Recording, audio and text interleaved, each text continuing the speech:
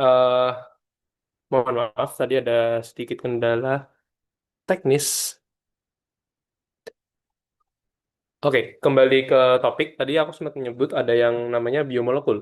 Biomolekul itu hmm, secara gampangnya adalah suatu senyawa yang apa ya kita temui di makhluk hidup.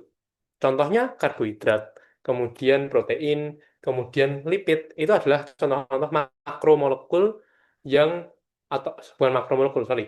Eh, Biomolekul yang kita banyak pelajari di atau di kimia 2 kita pelajari. Jadi ada tiga, kita sebut ada tiga. Ada karbohidrat. Karbohidrat itu sering kita sebut juga sebagai gula, kadang-kadang ya gula itu termasuk karbohidrat. Kemudian ada lipid, ada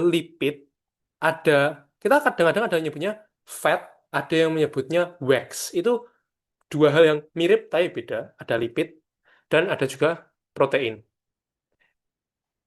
Masing-masing dari biomolekul ini dia tersusun dari senyawa yang berbeda-beda. Artinya gugus fungsi yang ada di molekulnya itu beda-beda dan juga reaksi-reaksi yang bisa terjadi itu beda-beda, termasuk metabolisme dan sebagainya.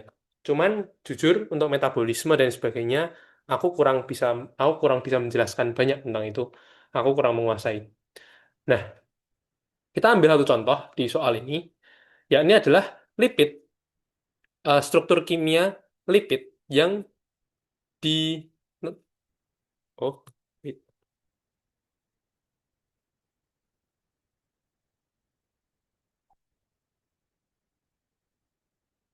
Oke. Yang pertama adalah lipid. Pada soal ini, lipid adalah makromolekul dengan struktur kimia yang paling beragam. Jadi, eh, memang lipid itu memiliki struktur kimia yang banyak. Satu satu kelompok aja, misal seperti trigliserida, itu bisa memiliki banyak banyak jenis dalam tanda kutip karena dengan chain atau rantai karbon yang berbeda, dia bisa diklasifikasikan atau dikasih nama beda lagi, tapi dia masih dalam satu kelompok lemak. Namun, senyawa-senyawa ini masih bisa diklasifikasikan di satu kelompok karena memiliki kesamaan sifat, yaitu adalah tidak larut dalam air. Kalau teman-teman masih ingat, dalam praktikum kimia 2, teman-teman pasti akan membahas apa yang disebut sifat like dissolve like, di mana ada senyawa yang disebut polar, ada yang disebut non-polar. Lemak itu termasuk dalam kategori non-polar. Jadi, itu salah satu alasan klasifikasi lipid menjadi satu. Pada soal A ditanyakan gambar salah satu contoh struktur senyawa yang termasuk dalam golongan lipid, berikut keterangannya. Salah satu lipid yang paling banyak kita temui, sebenarnya ya, yang mungkin yang paling umum yang mungkin teman-teman juga tahu adalah yang apa yang disebut sebagai tri trigliserida. Trigliserida ini terbentuk dari tiga asam lemak dan satu backbone, apa ya istilahnya, tulang punggung. Eh, untuk strukturnya, jujur aku nggak terlalu hafal ya, cuman strukturnya kurang lebih kayak gini. Dia ada backbone-nya, kemudian di sini ada eh, rantai-rantai karbonnya. Bentar, aku jujur agak lupa. Trigliserida. Trigliserida.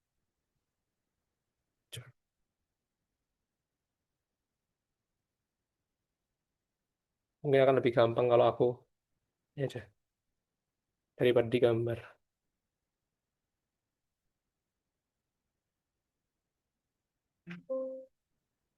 Salah satu senyawa trigliserida yang struktur trigliserida itu kurang lebih seperti ini. Yang bisa teman-teman lihat di ya yang aku copy paste ini. Ini adalah struktur trigliserida. Teman-teman bisa melihat bahwa di trigliserida ini ada R1, R2, R3. R1, R2, R3 ini adalah yang disebut sebagai asam lemak, sebagai ya fatty acid. pada konfigurasi seperti ini, fatty acidnya masih tersambung dengan dengan gugus gliserida, di mana eh, sebenarnya ada mekanisme untuk pemecahannya, dan itu nanti akan kita bahas. Cuman pada konteks ini adalah salah satu eh, apa ya ibaratnya, salah satu contoh struktur senyawa di golongan lipid. Mungkin dari gambar ini teman-teman juga bisa melihat di mana trigliserida ini juga terbentuk dari ada gugus karbonil. Kita bisa lihat di sini, ya karbonil ya kalau nggak salah, aku agak lupa. CO, ya karbonil. Karbonil, dan dia ada gugus R1, ini merupakan asam lemak. Asam lemaknya itu bisa sebagai asam lemak jenuh atau kita sebut sebagai saturated fatty acid. Jadi asam lemak itu ada dua. Asam lemak itu ada dua. Kita sebagai SFA, saturated fatty acid, dan eh, unsaturated fatty acid. USFA kalau nggak salah. Unsaturated fatty acid. Saturated fatty acid, eh, kalau teman-teman ingat kalau nggak salah di sebelum ETS itu sempat dibahas mengenai apa ikatan-ikatan, ada ikatan tunggal, ada ikatan rangkap, yang tiga dan sebagainya. SFA itu dia terbentuk dari chain hidrokarbon yang dia semuanya ikatan tunggal. Jadi tidak ditemui ikatan rangkapnya. Kalau di unsaturated fatty acid, dia itu punya ikatan biasanya ganda atau bahkan ada yang rangkap tiga, ada ikatan rangkapnya. Jadi mungkin gini, ya ada ikatan rangkapnya. Dia sebagai unsaturated fatty acid. Itu mungkin karena soalnya disuruh menggambarkan ya mungkin salah satunya ini ya trigliserida. Ini sih sebenarnya hafalan, jadi ya gitulah. Kemudian di soal nomor B, kita diminta untuk menggambarkan reaksi kimia yang dapat digunakan untuk mengubah senyawa golongan lipid menjadi sabun. Ini itu adalah sesuatu yang teman-teman sempat lakukan mod- di praktikum kimia 2 modul pertama, yaitu apa yang disebut sebagai reaksi saponifikasi. Reaksi saponifikasi itu adalah reaksi mengubah lipid menjadi sabun dengan bantuan NaOH, atau dengan bantuan, bukan NaOH sih sebenarnya, dengan bantuan basa untuk mengubah trigliserida menjadi sabun. Bagaimana mekanismenya? Aku akan coba share.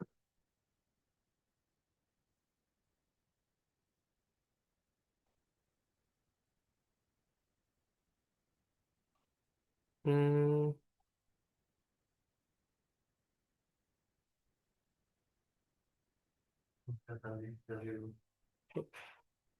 ya, ini. Di sini, teman-teman bisa melihat bagaimana trigliserida itu bisa bereaksi dengan NaOH untuk membentuk sabun atau bahasanya reaksi saponifikasi. Pada reaksi saponifikasi, teman-teman bisa melihat di sini, ini adalah tadi, ini kan trigliserida. Kan kalau di praktikum teman-teman menggunakan NaOH. NaOH ketika dicampur di air atau dilarutkan dalam air, dia akan membentuk dua, dua ion, yaitu Na plus dan OH-.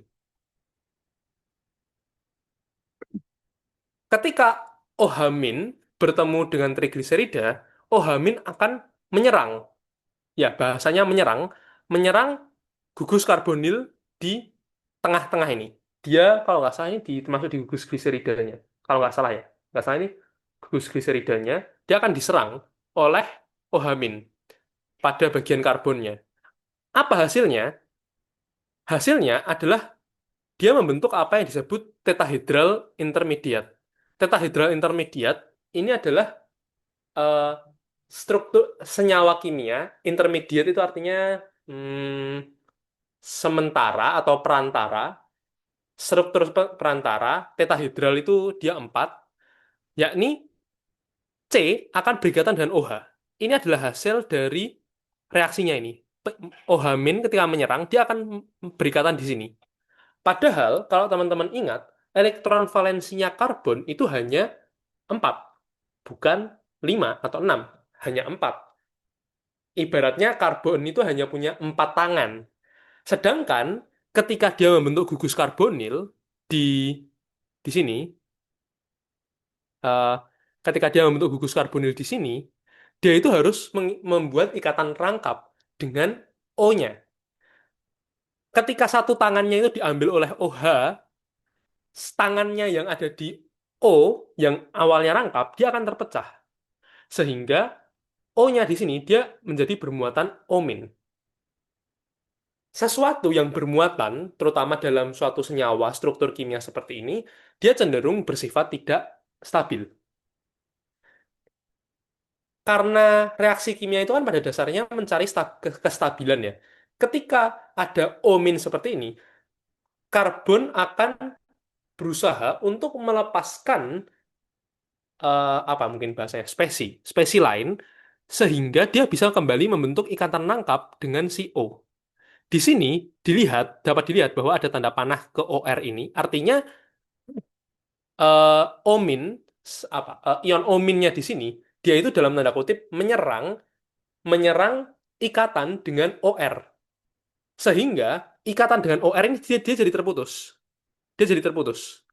Ketika dia terputus, dia akan terlepas menjadi OR min. Dia udah menjadi ion sendiri, OR min. Dan karena dia sudah terputus, berarti kan tangannya karbonnya ada sisa satu kan. Dia akan membentuk senyawa ini. Dia akan berikan penangkap kembali dengan si oksigennya. Nah, reaksi yang ada di sini, yang aku tunjukkan di bagian atas ini, dari trigliserida, kemudian menjadi tetra, tetahedral intermediate, kemudian menjadi asam, ini kan asam karbonat ya. COOH itu asam karbonat. Eh, ya kayaknya karbonat. Karboksilat, sorry. Asam karboksilat. Itu dia bersifat eh, reversible. Jadi dia bisa goes both way. Dia bisa dari trigliserida jadi tetahedral intermediate, bisa pula tetahedral intermediate dia kembali ke trigliserida. Jadi mungkin teman-teman tadi ketika aku menjelaskan, oh ini tangannya ominnya ini dia menyerang OR-nya, OR-nya yang terlepas. Mungkin beberapa dari kalian ada yang bertanya-tanya, kenapa ominnya nggak menyerang OH-nya aja? Ya bisa, OH-nya diserang oleh Omin, ya bisa. Pada akhirnya apa kalau diserang Omin? OH-nya, OH-minnya akan terlepas, kembali ke trigliserida awal. Tapi ada juga chance di mana dia yang diserang tuh OR-nya. Sehingga OR-minnya yang terlepas. Ketika kita berbicara saponifikasi, kita lebih berfokus ke sini.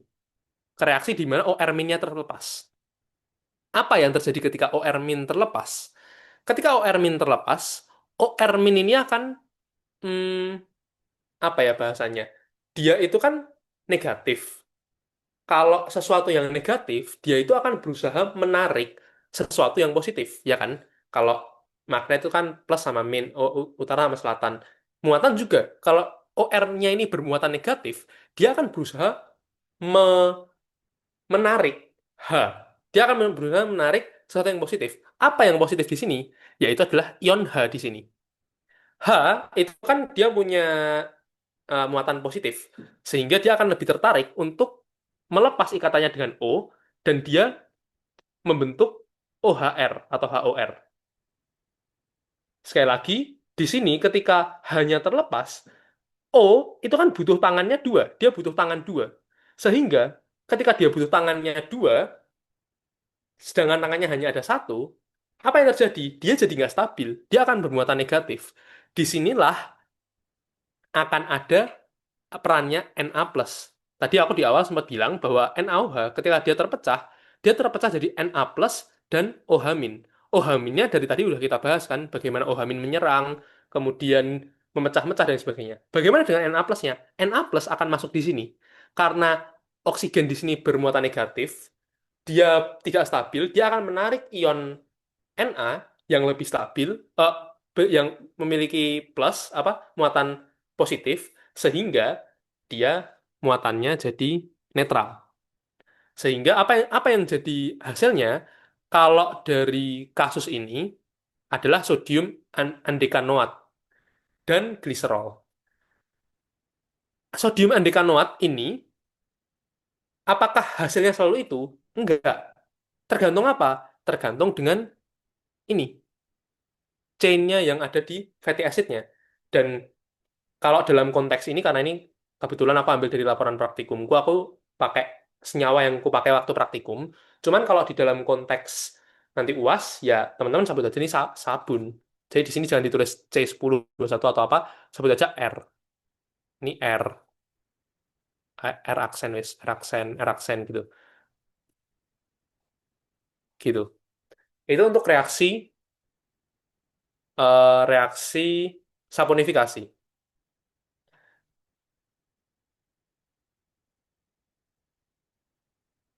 Itu eh, reaksi bagaimana lipid itu bisa terjadi saponifikasi, bisa menjadi sabun.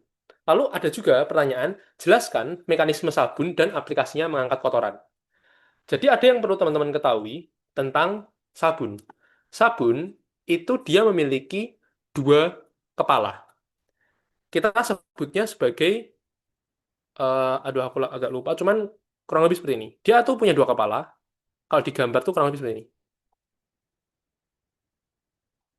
Sabun itu punya kepala sisi polar, polar N, dan non polar. Ketika teman-teman punya satu senyawa sabun, senyawanya kayak gini doang. Dia hanya bentuknya kayak gini, ada polar, ada non polarnya, ada kepala polar, ada kepala non polar. Tapi apa yang terjadi ketika teman-teman punya banyak sabun?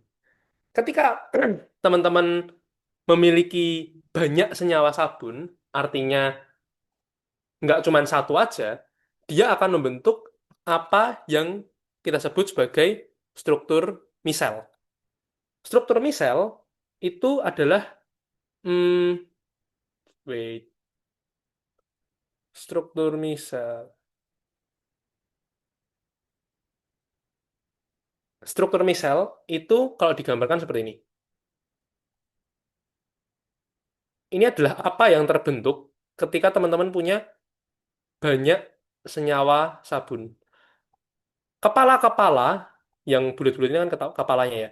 Kepala-kepala yang ujungnya polar itu akan berada di luar. Sedangkan ekor-ekornya yang sifatnya non-polar, dia akan berada di tengah. Ingat dengan sifat like dissolve like, ini kurang lebih yang nggak sama sih, cuman kurang lebih ada sisi itunya di mana dia itu membentuk bola, kepala polarnya itu di luar semua, kepala ekor non-polarnya di dalam. Terus apa mas hubungannya ini dengan mengangkat kotoran? Aku akan ngasih contoh, misal baju yang udah teman-teman pakai buat kuliah. Baju yang kita pakai itu kan kotor kan? Kotornya dari mana? Kotorannya misal dari keringat atau minyak kan tubuh kita kan berminyak ya kan kalau kalau baju itu kan berminyak. Di situ itulah perannya sabun ini bisa mengangkat lemak. Gimana? Lemak itu kan adalah suatu senyawa nonpolar. Tadi aku di awal sempat nyebut ada yang namanya sifat like dissolve like. Sesuatu yang polar suka dengan polar, non polar suka dengan non polar. Ketika di sini aku punya lemak, misal di sini aku punya punya lemak, kemudian ada sabun yang ini struktur misalnya ada yang mendekati, dia itu mendekati ke sini, apa yang terjadi? Misalnya ini awalnya dia melekat ya, lemaknya melekat di kain gitu, misal contohnya tadi baju lah. Lemaknya ini melekat di kain, apa yang terjadi? Yang terjadi adalah lemak ini akan jauh lebih tertarik untuk berada di tengah-tengah sini. Dia akan lebih tertarik untuk berada di tengah-tengah, di tengah-tengah struktur misel, di mana dia dikelilingi sama ekor-ekor non-polar. Setelah struktur misalnya berhasil mengangkat, dalam tanda kutip, mengangkat lemaknya itu, apa yang terjadi selanjutnya? Kan kita bilas nih, kalau kita habis nyuci baju kan kita bilas pakai air. Air itu kan polar. Ketika ada air, karena air itu polar dan struktur misal itu kepala kepala polarnya di luar, struktur misalnya akan ikut terbawa air. dia akan dalam tanda kutip larut, bukan larut sih, cuman lebih ke terbawa oleh air. Inilah mekanisme bagaimana sabun bisa membersihkan kotoran. Pertama, kotoran-kotoran yang umumnya lemak, minyak, sesuatu yang sifatnya nonpolar, dia akan ditarik oleh struktur misel, akan dalam tanda kutip diperangkap di dalam struktur misel di antara ekor-ekor nonpolarnya. Kemudian ketika dibilas, karena air itu sifatnya polar, air struktur misalnya akan membawa si kotorannya ini bareng sama airnya karena dia sifatnya polar. Itu adalah penjelasan bagaimana mekanisme sabun itu bisa mengangkat kotoran. Oke, mungkin dari sini ada yang mau teman-teman tanyakan nggak? Atau ada yang perlu didiskusikan?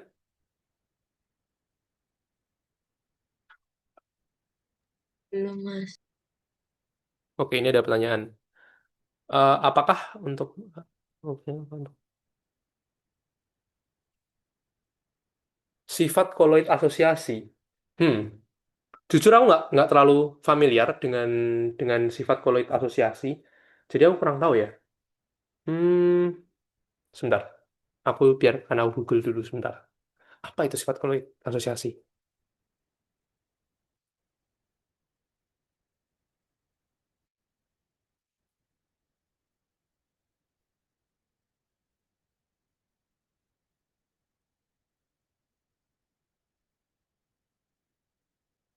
Kalau koloid itu kan dia terdispersi ya.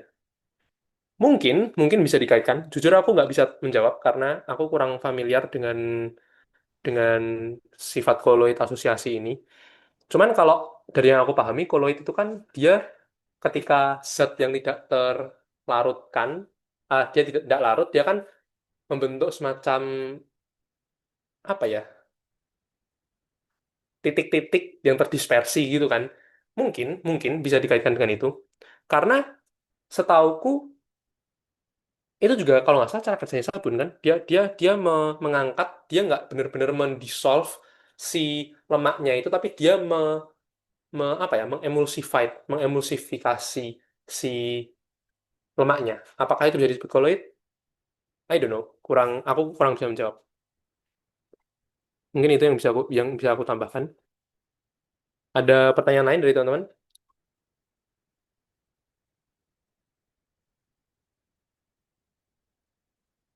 Oke, sepertinya belum ada. Kalau belum ada, aku next dulu.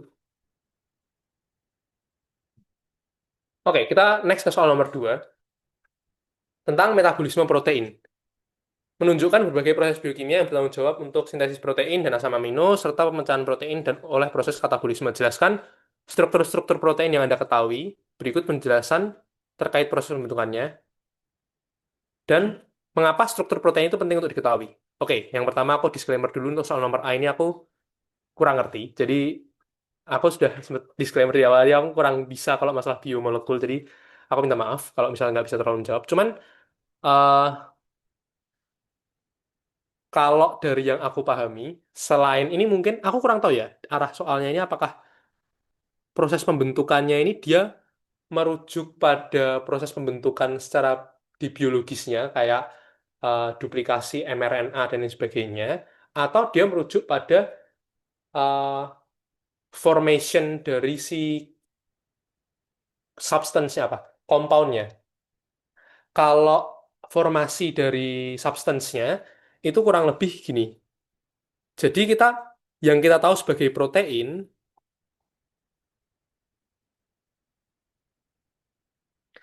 itu sebenarnya disusun kalau nggak salah itu dari polipeptida.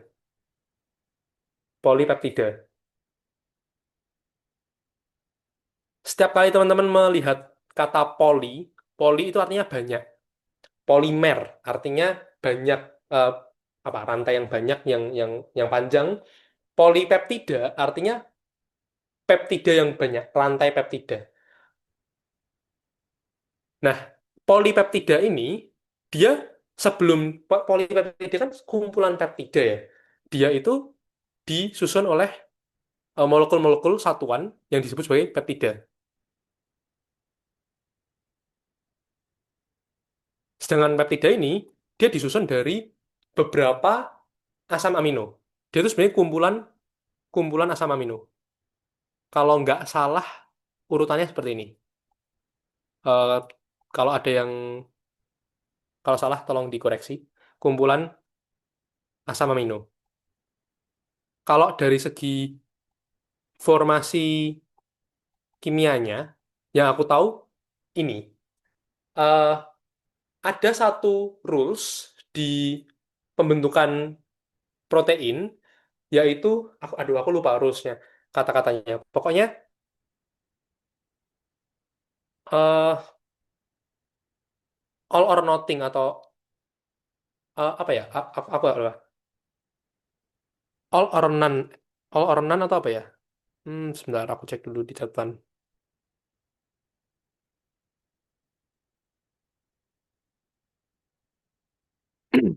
All or none, ya benar. All or none rule. All or none. Semua atau tidak sama sekali. Ini adalah suatu prinsip, suatu aturan dalam pembentukan protein. Apa artinya? Jadi, tadi kan aku sempat jelasin kan, protein itu adalah dari polipeptida, polipeptida dari peptida, peptida dari asam amino, kumpulan asam amino, dan sebagainya. Ada banyak building blocks-nya. Ibaratnya kalau kita bikin rumah, batu batanya itu banyak, ya kan? Di dalam sintesis protein, ada aturan all or none. Artinya, semua asam amino yang membentuk protein itu harus ada. Kalau ada yang nggak ada, kalau nggak lengkap, misal asam aminonya, protein tidak akan bisa terbentuk. Jadi all or none. Kalau ada ya harus ada semua. Kalau nggak ada ya nggak bisa terbentuk. Itu adalah aturan aturan all or none dalam konteks pembentukan protein. Untuk struktur protein aku jujur nggak hafal. Jadi mungkin teman-teman bisa Google, bisa cari di PPT atau di Google lah. Nah, yang B ini yang menarik. Mengapa struktur protein itu penting untuk diketahui? Aku lupa apakah teman-teman sudah mendapatkan, kayaknya di mikrobiologi itu ada dibahas mengenai enzim, ya kalau nggak salah. Enzim, ya. Di enzim, kalau misal teman-teman ingat bahwa enzim itu bekerja seperti gembok dan kunci. Di mana misal kalau misal di sini ada senyawa, ada sesuatu, terus nanti enzim itu semacam gemboknya, kuncinya. Jadi bentuknya harus pas gitu. Dalam kita berbicara protein, kenapa struktur protein itu penting untuk diketahui? Ada prinsip di dalam biokimia yang kurang lebih kata-katanya itu, aduh, aku lupa. Intinya bentuk itu menentukan fungsi. Jadi protein, ketika kita tahu ada protein itu strukturnya macam-macam, itu akan dia itu mempengaruhi fungsi dari si protein itu sendiri. Jadi itulah kenapa struktur protein itu penting banget untuk diketahui. Karena untuk kita tahu dia fungsinya buat apa, kemudian bagaimana kita modifikasinya, kita harus tahu dulu bentuk strukturnya itu seperti apa. Itu itu eh, untuk kenapa kenapa struktur protein itu penting diketahui. Jadi bentuk itu bentuk menentukan fungsi. Dan ini akan banyak teman-teman temui ketika nanti berbicara kimia, bahwa struktur bentuknya seperti apa itu akan sangat menentukan sifatnya, kemudian ininya. Kalau dalam biologi ya perannya dalam metabolisme dan sebagainya itu akan sangat mempengaruhi. Itulah kenapa strukturnya itu sangat penting kita ketahui. Oke, ini yang ke ranah yang aku lebih familiar, jadi aku harap aku... Oh, oke, sebelum sebelum ke situ, ada yang mau ditanyakan nggak tentang soal nomor 2? Aku harap cukup jelas ya. Mohon maaf kalau misal kurang jelas. Ada yang ditanyakan atau mau didiskusikan di soal nomor 2?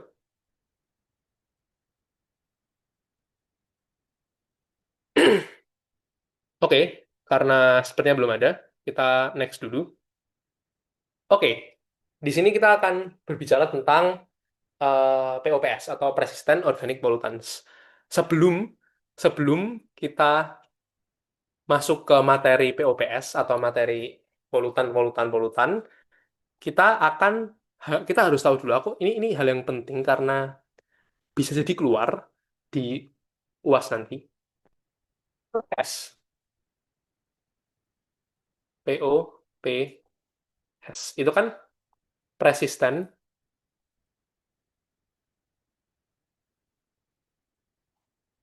organik polutan.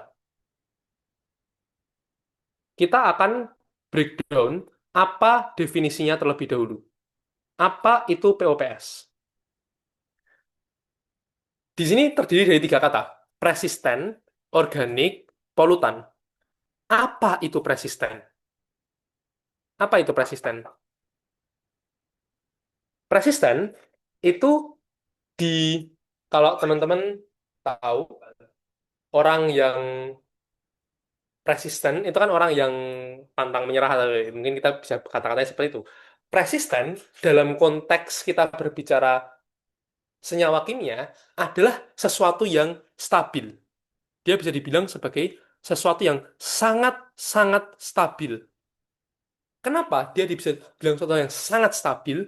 Karena dia itu susah terreaksi. Dia sukar terdegradasi, dia sukar eh, strukturnya dirusak dan lain sebagainya. Itulah yang membuat dia persisten. Dia sulit dihilangkan. Kenapa? Karena dia stabil. Apa contohnya senyawa yang stabil? Benzen. Benzen, kalau teman-teman masih pernah lihat benzen. Benzen itu dia memiliki struktur yang sangat-sangat stabil. Susah sekali untuk membreakdown si benzen ini. Itulah kenapa dia ketika bisa POPS ada sisi persistennya, kestabilannya. Kemudian organik. Nah, ini yang seringkali teman-teman salah kaprah memahami apa itu organik. Kita dari SD, SMP, SMA diajari ya organik itu sesuatu yang dari makhluk hidup. Sesuatu yang bisa diuraikan. Sesuatu yang eh, kalau sampah organik apa? Sisa makanan. Kalau plastik anorganik. Kita sering sekali salah kaprah seperti itu. Padahal definisi organik itu nggak ada hubungannya sama makhluk hidup. Nggak ada hubungannya sama sama dia itu bisa dikomposkan atau nggak. Itu udah nggak ada hubungannya. Apa itu organik? Satu kata kunci. Dua sih. Cuman dua kata. Rantai karbon. Dia itu adalah ketika kita berbicara senyawa organik adalah senyawa yang dibentuk dari rantai karbon. Perhatikan, aku nggak cuma bilang karbon, tapi aku bilangnya rantai karbon. Ini tidak bisa dipisahkan. Kenapa? Kalau aku bilangnya hanya karbon, maka C itu bisa dibilang organik. Padahal C saja, karbon saja, itu bukan organik. Begitu pula karbon dioksida, CO2.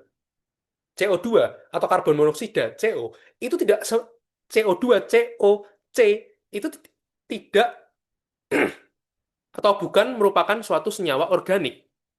Tetapi misal contohnya C6H12O6 ini kan gula ya. Ini bisa kita sebut sebagai organik. Mas, kalau plastik gimana? Plastik masa organik? Iya, plastik itu organik. Kenapa? Plastik itu sebenarnya dia hanya terbentuk dari rantai-rantai C.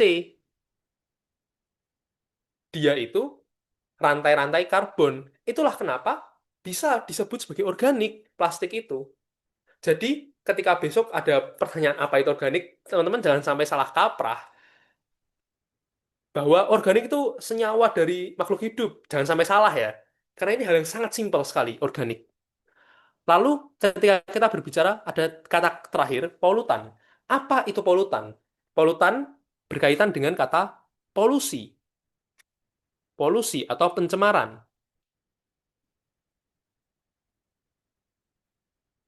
Apa pencemaran? Kapan suatu sesuatu bisa dibilang mencemari? Misal aku me, misal aku membuang kuah bakso di selokan, apakah itu mencemari? Belum tentu. Belum tentu itu mencemari. Kenapa?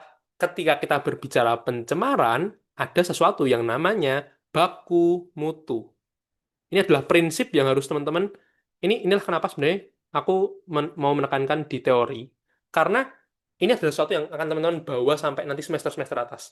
Ketika kita berbicara pencemaran, kita juga berbicara baku mutu. Suatu zat bisa dikatakan pencemar itu ketika zat tersebut pencemar itu suatu zat bisa dibilang pencemar ketika dia lebih dari baku mutu yang ada. Kalau aku misal ya, ini bukan berarti bisa dicontoh ya. Misal aku buang kuah bakso satu mangkok di sungai di sungai, apakah itu mencemari? Ya enggak, karena belum tentu itu bisa meningkatkan misal kadar BOD-nya lebih tinggi daripada baku mutu. Tapi kalau misal aku buang kuah baksonya, misal satu gerobak, satu satu satu truk tak buang di sungai, ya bisa dibilang mencemari. Kenapa? Karena itu bisa meningkatkan kandungan organiknya menjadi lebih tinggi daripada baku mutu. Dia bisa membuat sesuatu apa ya? Dia bisa mengganggu aktivitas atau proses yang terjadi di lingkungan. Itulah baru disebut pencemaran. Jadi ketika kita bilang pencemar, apa artinya? Polutan. Apa artinya kita bilang polutan? Polutan adalah zat yang mencemari. Mencemari artinya zat tersebut ada di lingkungan yang konsentrasinya melebihi baku mutu dan jadi ada dua melebihi baku mutu, melebihi baku mutu. Satu, dia harus melebihi baku mutu dulu. Kedua, dia mengganggu. Itu adalah polutan. Jadi misal kita sering bilang pencemaran udara, karbon dioksida. Terus misal aku nafas ngeluarin karbon dioksida, apakah pencemaran? Ya enggak, karena kan bukan berarti dengan aku nafas itu eh, mengganggu proses yang ada di udara. Misal kamu ngerokok kamu ngerokok di ruang terbuka, apa mencemari? Ya enggak, tapi kalau misal kamu ngerokoknya di dalam kamar atau di dalam kelas misal, ya mencemari. Kenapa? Itu sudah mengganggu fungsi udara di dalam kelas. Ibaratnya gitulah. Itulah ketika kita bicara polutan. Oke, jadi ketika kita berbicara POPS, Persistent Organic Pollutants, apa artinya? Artinya adalah POPS adalah suatu zat yang keberadaannya itu mencemari lingkungan, dalam tanda kurung melebihi baku mutu dan mengganggu fungsi lingkungan, yang terbentuk dari rantai karbon yang bersifat stabil. Itu adalah definisi POPS yang at least itu yang selengkap yang bisa aku kasih. Mungkin ada yang lebih lengkap, cuman itu yang bisa aku kasih untuk definisi POPS. Itu dulu. Dari prinsip dasarnya POPS, teman-teman ada yang mau ditanyakan nggak? Atau ada yang mau didiskusikan nggak? Apakah ada yang mau didiskusikan?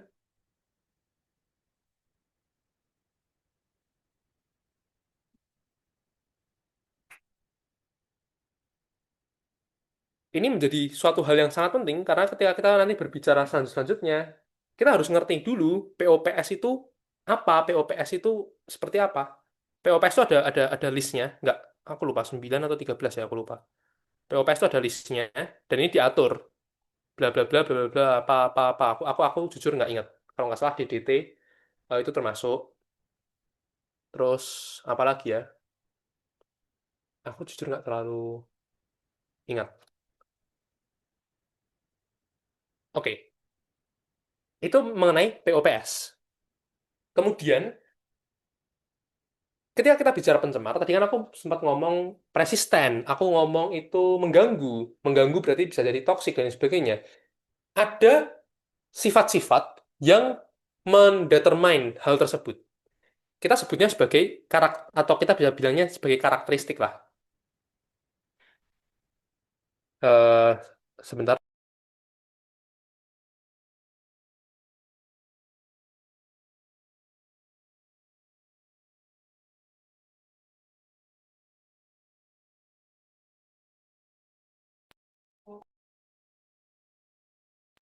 Oke.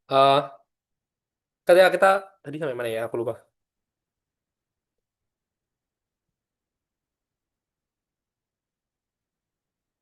Oh ya, POPS. Jadi, ada beberapa sifat yang dimiliki suatu zat yang bisa kita bilang itu mendetermine bagaimana eh, propertiesnya. Atau kita sebutnya ini, kalau bahasa kerennya itu physical property, physical properties that determine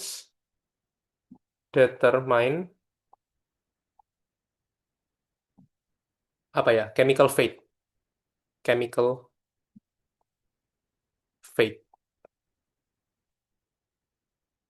Ada beberapa sifat fisik dari suatu senyawa yang itu akan mendetermine apa bahasa Indonesianya ya, memutuskan bagaimana nasib dari si senyawa tersebut.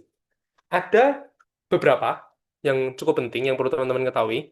Yang pertama, water solubility atau kelarutan dalam air, lambangnya S. Kemudian ada, aku malas nulisnya panjang, aku tulisnya KOW aja. Ini KOW itu kepanjangannya apa ya? Oktanol water partition coefficient, koefisien oktanol dan air. Kemudian ada KOC. Kalau KOW tadi oktanol water partition coefficient, kalau KOC itu kalau nggak salah organic organic matter, organic carbon, water partition coefficient. Organic matter kalau nggak salah, organic matter water partition coefficient. Kemudian ada vapor pressure atau tekanan uap dan koefisien Henry namanya, KH. Koefisien Henry, hmm, ya itu. Kita akan bahas satu-satu. Ini penting untuk menjawab soal ini. Kalian harus tahu, ada log KUW, ada KH, ada S. Apa itu masing-masing ini ya? Oh, satu lagi. Ini bukan chemical fate sih, cuman ini merupakan saat akan aku tambahkan bagaimana kita bisa memperkirakan satu toksisitas, dua apa ya, persisten, mungkin seberapa persisten suatu zat. Oke, akan kita mulai dari solubility. Apa itu solubility? Solubility adalah seberapa mudah suatu zat itu bisa larut dalam air. Semakin tinggi nilai solubility, ini seberapa mudah dia bisa larut dalam air. Semakin tinggi solubility, maka semakin mudah pula dia larut di air. Contohnya apa? Garam. Garam, kalau teman-teman pasti pernah lah ya, bikin makan atau mungkin gula lah, bikin es teh atau apa. Teman-teman masukkan gula di air, gulanya langsung cepat dia terlarutkannya. Artinya dia memiliki solubility yang tinggi.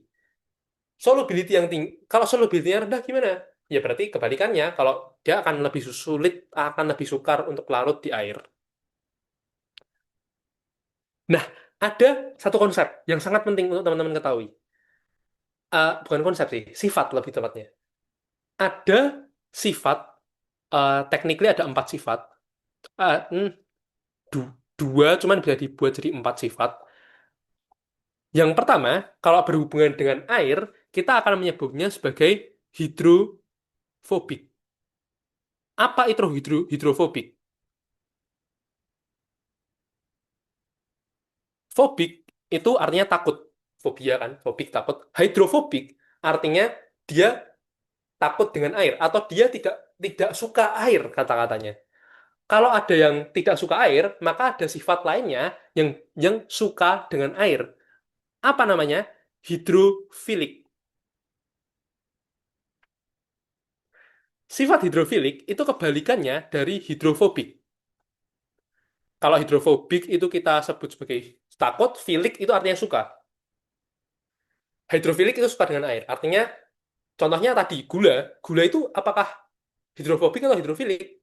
Ya hidrofilik, karena dia mudah larut. Dia gampang larut, dia suka dengan air dalam tanda kutip. Tapi bagaimana dengan minyak? Minyak itu bisa kita sebut sebagai hidrofobik. Teman-teman mau ngaduk minyak sama air sampai kiamat pun nggak akan nyampur. Karena ya sifatnya emang hidrofobik. Beberapa zat emang hidrofobik. Nah, hidrofobik, hidrofilik itu punya pasangan. Apa pasangannya? Lipofilik dan lipofobik. Sesuatu yang hidrofobik, dia, aku nggak tahu apakah pasti, cuman setahuku sejauh ini yang aku tahu semua zat yang sifatnya hidrofobik itu sifatnya lipofilik. Lipo, lipid, lemak ya. Lipofilik berarti suka dengan minyak, suka dengan lemak. Dia bisa larut dalam lemak. Sesuatu hal yang hidrofobik seperti minyak, dia itu umumnya sifatnya lipofilik. Bagaimana dengan hidrofilik, sesuatu yang suka air, umumnya sifatnya lipofobik. Apakah pasti seperti ini? Sejujurnya aku nggak tahu. Cuman sejauh ini aku taunya kalau hidrofobik ya berarti dia lipofilik. Kalau dia hidrofilik, dia lipofobik gitu. Ini adalah hal yang sangat penting. Kenapa? Ini akan bisa membantu teman-teman untuk me- menduga atau memprediksi kemana polutan ini akan berakhir. Apakah dia akan dikumpulkan, apakah, apakah dia akan ter terakumulasi di makhluk hidup, ataukah dia malah mencemari air? Apakah dia akan ada di tanah, atau dia akan larut ke air tanah? Itu adalah hal-hal yang akan sangat dipengaruhi sama hal-hal ini. Kita bilang solubilitas, seberapa mudah larut dengan air. Kalau dia mudah larut di air, hidrofilik. Kalau susah, dia hidrofobik. Lalu ada KUW, Octanol Water Partition Coefficient. Apa artinya? Eh, kalau teman-teman masih ingat di apa ya? Kalau nggak salah di modul 2 atau di modul 2 dan modul 3 praktikum kimia, itu teman-teman melakukan percobaan pemisahan larutan menggunakan yang pakai kloroform itu kan.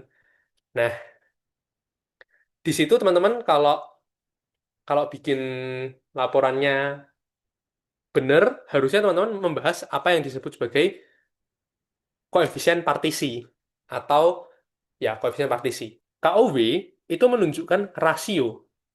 Dia itu merupakan rasio konsentrasi zat, konsentrasi zat di oktanol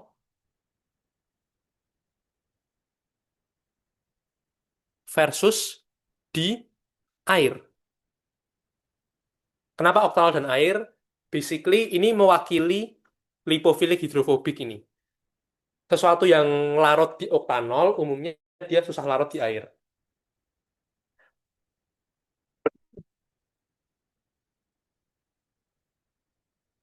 KOW, kalau tadi solubility, semakin tinggi solubility-nya, dia menunjukkan hidrofilik. KOW itu kebalikannya. Ketika KOW itu naik, dia itu menunjukkan hydrophobicity. Dia menunjukkan seberapa hidrofobik dia. Semakin tinggi KOW-nya, semakin kalau kalian membaca ini kan rasio konsentrasi di oktanol per di air kan. Berarti kan kalau misal KOW-nya tinggi, berarti kan yang di oktanol banyak, yang di air sedikit. Artinya dia hidrofobik atau dia bisa disebut sebagai lipofilik. Itu adalah untuk KOW. Nah, dari dua ini aja, dari solubility dan KOW, teman-teman itu bisa menduga suatu senyawa kalau mencemari lingkungan, dia akan seperti apa sifatnya. Misal, aku punya suatu zat yang solubilitasnya itu rendah, tapi KOW-nya tinggi. Ya kan? Berarti apa artinya? Zat yang aku punya ini, dia itu susah larut di air, dia tidak mudah larut di air, tapi dia itu sangat mudah larut di lemak. Terus misal, zatnya ini kumakan, ya kan? Zatnya kumakan, apa yang akan terjadi? Apakah kalau dimakan dia akan lewat gitu aja?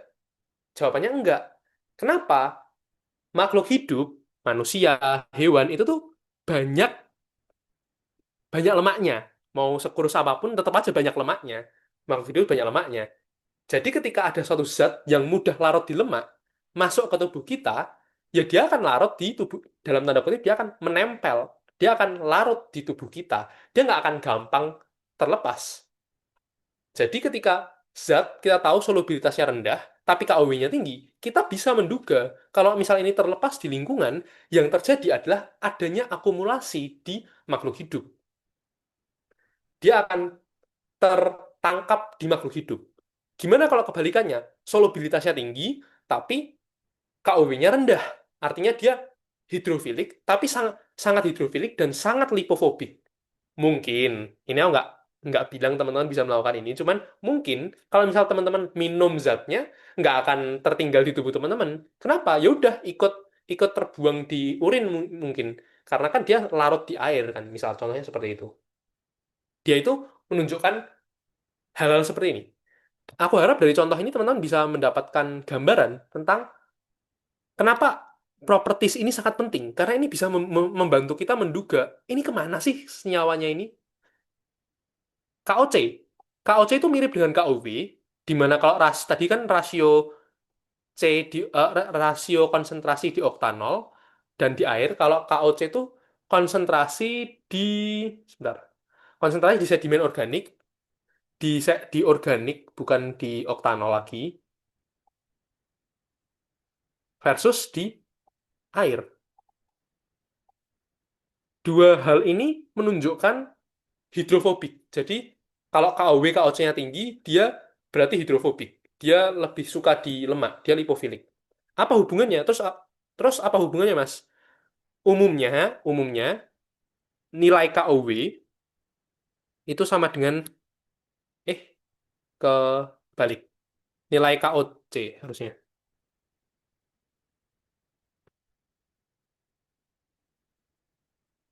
Nilai KOC itu umumnya 0,63 kalau nggak salah. 0,63 KOW. Hubungannya ini.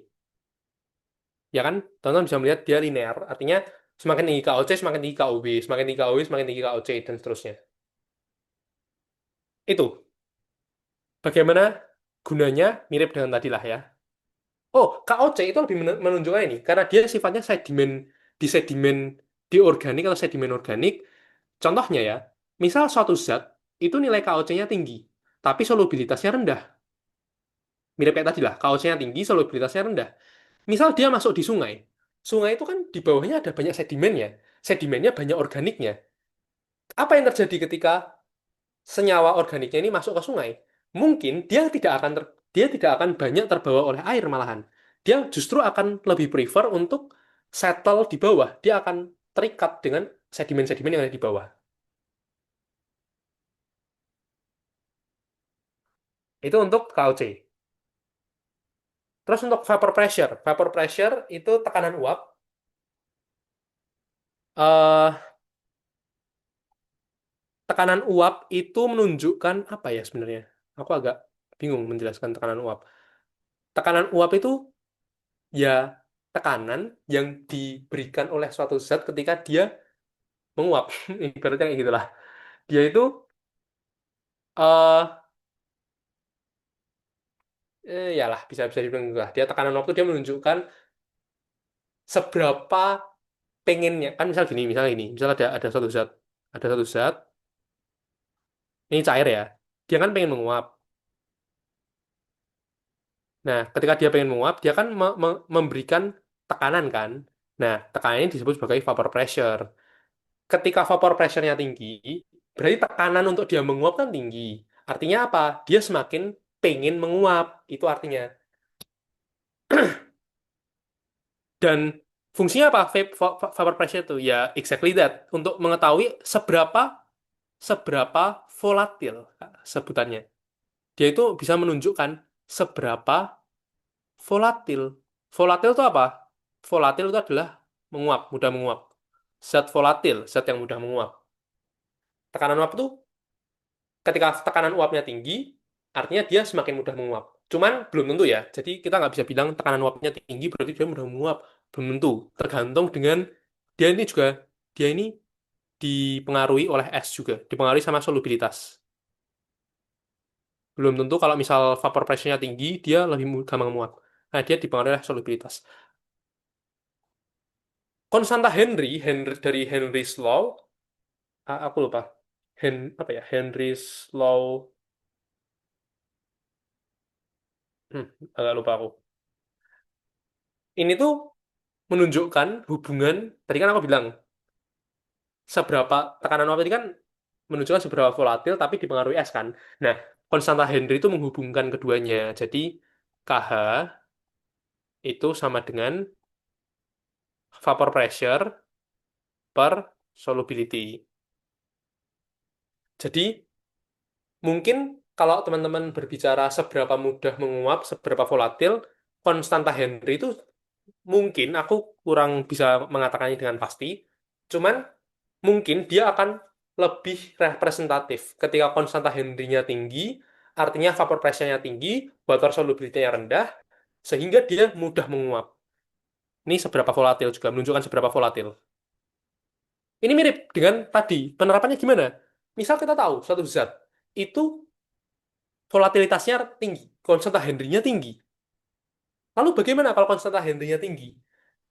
Ya berarti dia akan mudah menguap. Kalau misal dia mencemari lingkungan, dia tumpah di lingkungan, apa yang terjadi? Mungkin dia akan lebih mencemari udara daripada mencemari tanah atau mencemari air. Itu. Ini adalah konstanta-konstanta yang perlu teman-teman ketahui. Aku ada dua tambahan, yaitu tentang toksisitas dan tentang resistensi. Toksisitas itu seberapa beracun kan? Sebenarnya banyak ukurannya untuk toksisitas, gimana kalian bisa memperkirakan toksisitas. Cuman kalau kita berbicara organic pollutants, ada ada eh, satu sifat yang itu tuh hmm, basically kita lihat itu kita bisa bilang itu toksik. Kita udah bisa ketika kita melihat itu di suatu senyawa, kita bisa menduga bahwa oh ini pasti toksik. Semakin banyak ini berarti semakin toksik. Apa itu? Klorin. Klorin itu toksik. Jadi, ketika teman-teman melihat ada suatu senyawa banyak klorinnya, itu kita bisa tahu bahwa itu toksik ya. Jadi klorin itu dia memiliki toksisitas yang tinggi. eh Sebenarnya selain klorin ada, cuman nggak akan kubahas di sini karena kayaknya nggak relevan juga. Pertama tentang klorin, ya, itu tentang toksisitas. Lalu bagaimana dengan resistensi? Seperti tadi yang sudah aku bahas di awal, persisten itu kan sukar didegradasi, sukar susah diubah, susah dipecah dan lain sebagainya. Sesuatu yang susah diubah, sesuatu susah yang dipecah, itu kan sesuatu yang stabil, ya kan? Bagaimana kita bisa tahu sesuatu itu stabil atau tidak? Kita bisa lihat dari strukturnya.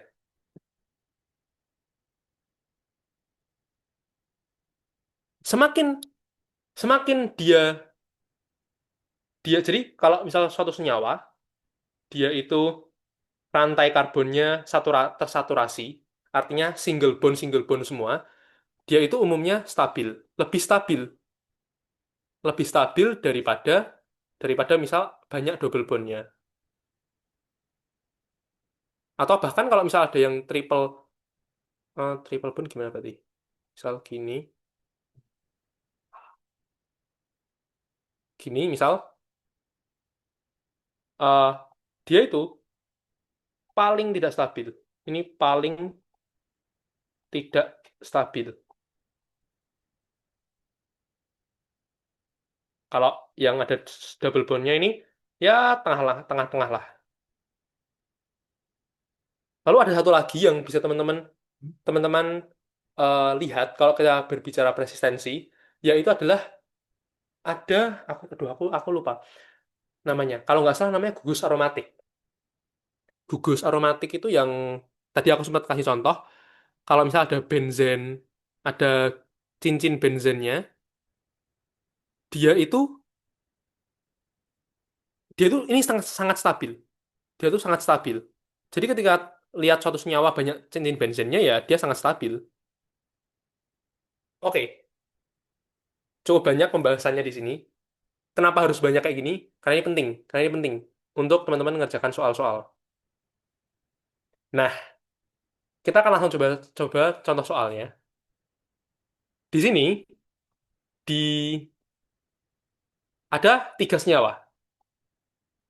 Oh, nggak bisa. Senyawa satu, senyawa dua, sama senyawa tiga. Dari analisis hasil air tanah, sampel air tanah teridentifikasi tiga senyawa polutan organik. Bla bla bla. Ada KW, ada KH, ada S-nya. Urutkan senyawa-senyawa tersebut mulai dari tingkat potensi toksisitas yang lebih tinggi. Tadi aku bilang, semakin banyak Cl, semakin banyak klorin, semakin toksik. Gimana berarti mengurutkannya untuk nomor A ya? Nomor A, gimana urutannya? Ya 3, 2, 1. Diurutkan berdasarkan apa? Jumlah Cl. Semakin banyak Cl, semakin toksik. Urutan B, nomor B. Urutkan senyawa-senyawa tersebut dari tingkat potensi bioakumulasi yang lebih tinggi. Oh iya, ada satu istilah, ada dua istilah lagi yang belum aku sebut tadi. Ada dua istilah ya, ini penting ini. Ada ada dua, ada bioakumulasi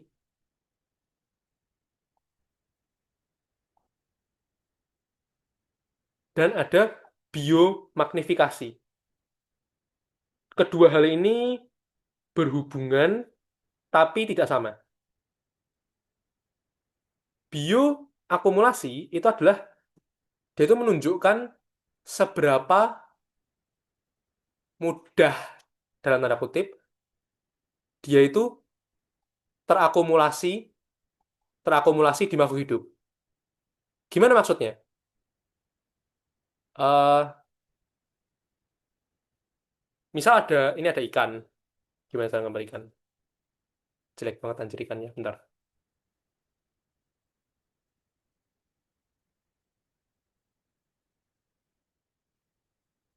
Misal ada ikan.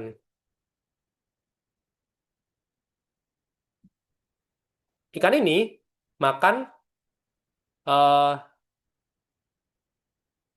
polutan. Ini polutan ya. Ini polutan. Dia makan polutannya. Ketika kita berbicara bioakumulasi, apa yang terjadi? Ketika si ikan ini makan polutannya, polutannya itu akan cenderung stay di dalam tubuh si ikannya ini. Jadi dia akan cenderung stay. Jadi ketika dia makan polutannya, polutannya itu nggak akan terflush dari sistemnya ya. Polutannya akan tetap stay di dalam ikannya ini. Dia akan jadi mengakumulasi. Dia akan mengumpulkan polutan-polutannya. Ya, ini tuh namanya bioakumulasi. Kalau biomagnifikasi itu hubungannya bukan cuman ikan sama polutannya, tapi ikan dengan predatornya. Dia itu menunjukkan eh, ke rantai makanan. Ke rantai makanan. Dia lebih ke rantai makanan. Contoh, tadi misalnya setiap ikan makan tiga ya. Misal setiap ikan ini makan tiga polutan. Satu, dua, tiga. Misal ada tiga ikan.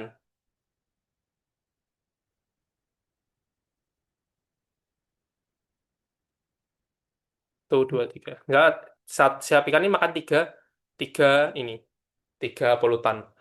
Terus adalah ini satu orang misal ini.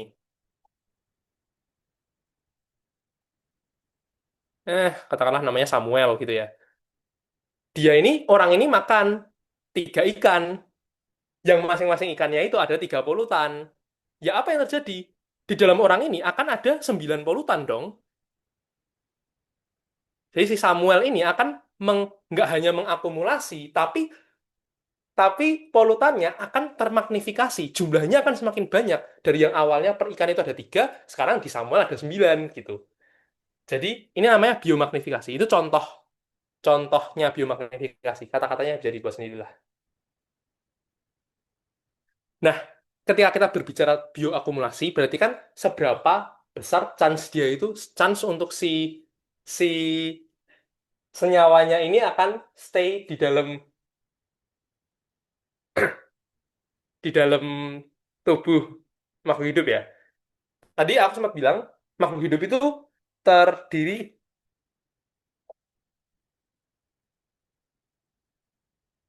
sebentar.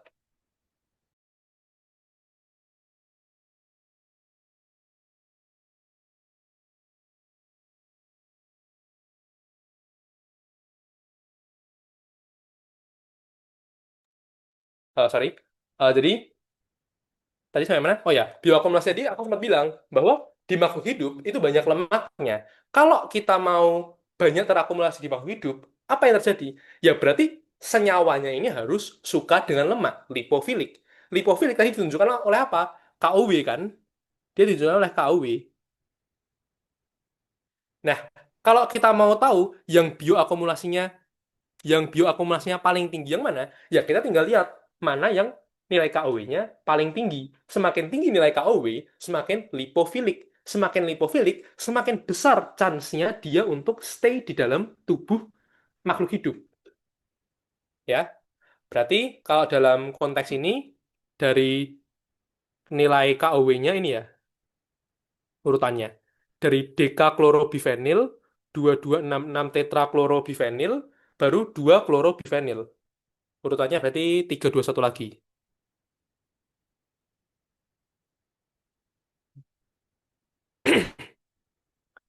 Ini dari KUW. Lalu soal nomor C. Senyawa manakah yang dapat dihilangkan dengan proses air stripping? Oke, banyak ya istilahnya di sini. Teman-teman di kelas sempat disinggung tentang air stripping nggak? Ada yang pernah disinggung air stripping nggak? Air stripping itu adalah proses menghilangkan polutan dengan apa ya? Menerjunkan.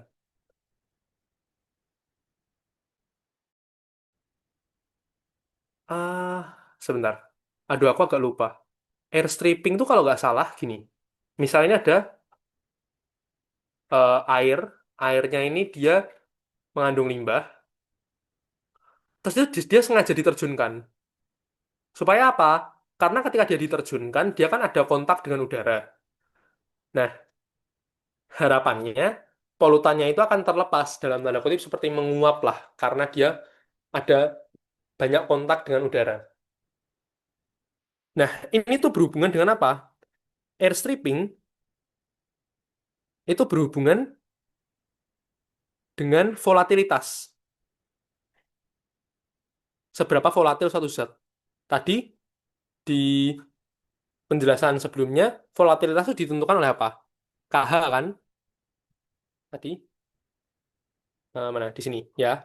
KH itu menentukan seberapa seberapa volatil suatu zat. Semakin tinggi KH-nya, semakin volatil, semakin mudah menguap. Ya, kita tinggal urutkan aja sih. Dari sini kan berarti kalau kita urutkan kan, yang KH-nya paling tinggi kan ini, karena ini 10 pangkat min 3.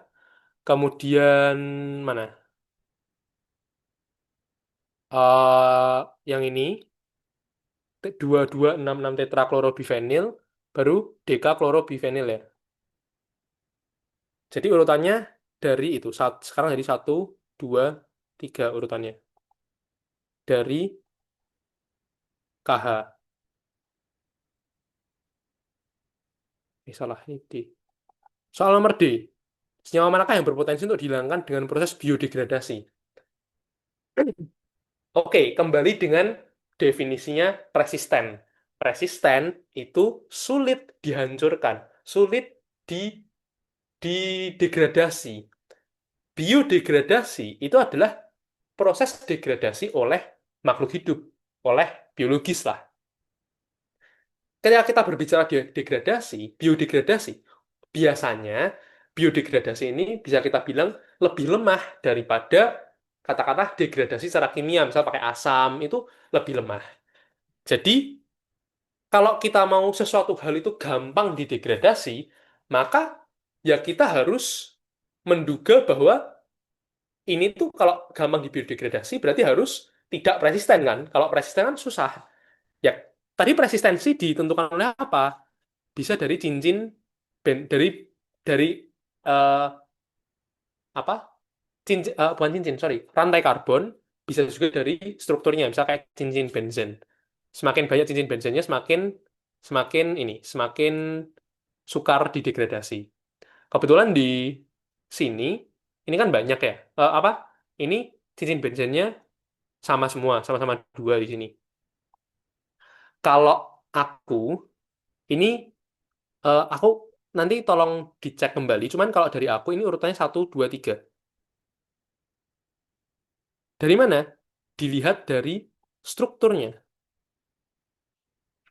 Semakin kompleks strukturnya, ini kan lebih kompleks ya. Setauku kalau strukturnya lebih kompleks itu dia akan lebih susah didegradasi dibandingkan ini. Ini kan strukturnya ya bisa dibilang lebih sederhana lah dibandingkan yang lainnya. Jadi dia akan lebih mudah didegradasi dibandingkan yang strukturnya lebih kompleks. Untuk yang nomor terakhir, nomor E, senyawa manakah yang mudah teradsorpsi pada sedimen organik tanah? Oke, ini ada istilah baru lagi, adsorpsi. Adsorpsi, jangan salah sama absorpsi. Ada ada ab, ada pakai D, ada pakai B. Adsorpsi. Itu adalah proses menempel. Suatu zat itu menempel di permukaan. Menempel. Kalau absorpsi, yang pakai B, dia itu, apa ya bahasanya? Diserap, mungkin kata-katanya. Diabsorb, diserap. Kalau kita mau tahu mana yang mudah terabsorpsi pada sedimen organik tanah, kita akan melihat dari nilai apa? Nilai KOC. Tadi di awal tadi aku nyebut ya, KOC itu linear dengan KOW. Semakin tinggi KOW, semakin tinggi KOC. Kalau kita mau tahu yang mana yang lebih mudah terabsorpsi di tanah, ya kita tinggal lihat KOW-nya. Semakin tinggi KOW, semakin tinggi KOC. Semakin tinggi KOC, semakin mudah terabsorpsi. Ya berarti ini urutannya 3, 2, 1 lagi. Kenapa? Karena dari KOW.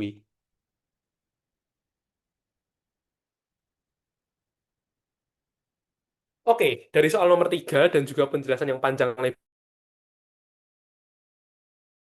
lebar tentang sifat APS sampai di apalagi bioakumulasi, biomagnifikasi, toksisitas, resistensi.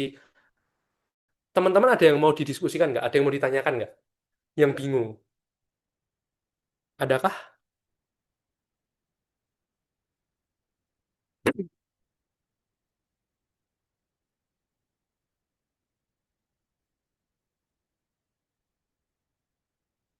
Apakah ada yang mau ditanyakan?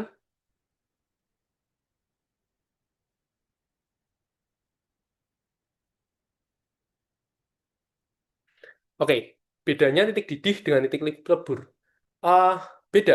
Titik lebur, ah, titik lebur itu kalau nggak salah meleleh nggak sih titik lebur itu titik leleh. Bentar, aku Google dulu biar nggak salah.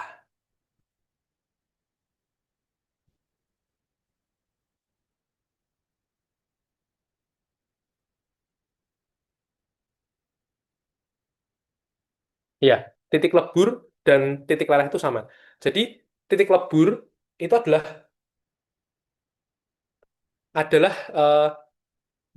titik di mana suhunya itu suhu yang dibutuhkan oleh suatu zat untuk daripada jadi cair kan. Kalau titik titik didih itu adalah apa namanya suhu di mana yang dibutuhkan untuk membuat sebenarnya kalau aku bilangnya titik didih itu untuk membuat si zatnya menguap itu sebenarnya salah ya. Titik didih itu bukan berarti misal air itu 100 derajat Celcius bukan berarti air itu hanya menguap pada 100 derajat Celcius. Enggak. Cuman titik didih itu adalah apa bahasanya ya? Suhu di mana potensi untuk menguap di molekul zat itu merata, sama semua. Ya, bukan berarti dia menguapnya hanya bisa di titik didih. Enggak. Tapi dia menguapnya ketika pada titik didih, mencapai temperatur titik didih, potensi kemampuan untuk menguapnya itu merata, sama. Kemudian apa pengaruhnya dengan zat-zat pada POPS. Kalau untuk titik titik leleh, titik lebur, aku kurang yakin. Karena titik lebur, aku kurang bisa menjawab kalau untuk titik lebur. Tapi untuk titik didih itu akan ada hubungannya dengan volatilitas. Zat yang titik didihnya itu rendah, artinya volatilitasnya tinggi. Ya, misal,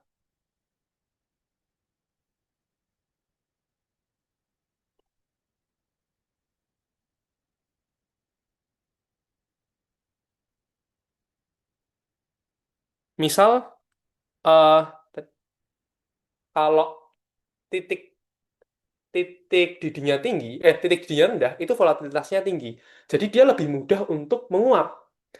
Nah, zat yang mudah menguap ini umumnya lebih mudah untuk mencemarinya ke udara. Jadi contoh kayak kloroform. Teman-teman ketika praktikum kimia, teman-teman pasti kalau berhubungan dengan kloroform disuruh sama aslabnya pakai masker kan? Kenapa? Kloroform itu mudah menguap. Dia itu volatil, titik didihnya rendah, sehingga ketika dia menguap, dia itu berpotensi mencemari udara. Cuman kurang lebih seperti itu yang bisa aku jawab. Kemudian, ada pertanyaan, ada pertanyaan tentang KOW. Untuk KOW itu C apa? Oh, C itu konsentrasi. Jadi, eh, ketika aku bilang C oktanol dan C air, C itu konsentrasi. Konsentrasi apa? Konsentrasi suatu zat. Misal aku punya zat A. Di mana di PPT ku? Ini. Misal aku punya zat A, itu kan dia bisa bisa dia kan bisa eh apa bukan meleleh, apa namanya? Larut, larut. Misal dia larut, larut di pelarut, larut di pelarut X.